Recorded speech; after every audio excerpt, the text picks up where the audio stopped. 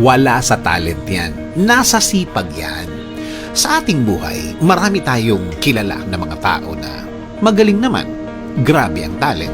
Grabe ang mga abilities nila. Minsan, nagugulat ang mga tao sa paligid niya na may kakayanan pala silang ganon. Kaya pala niya ng ganon. Pero bakit ganon? Bakit ganon ang kalagayan niya sa buhay? Bakit parang hindi match? Bakit parang hindi niya mapakinabangan ang talent niya? Kasi nga, wala sa talent yan.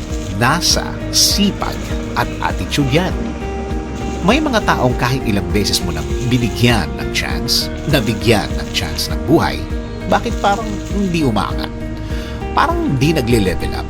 Parang hindi niya napapakinabangan ang kaya niyang gawin. Di nga ba, sabi nila, hard work beats talent when talent doesn't work hard. Kailangan talaga ng tamang plano at approach sa buhay na ito.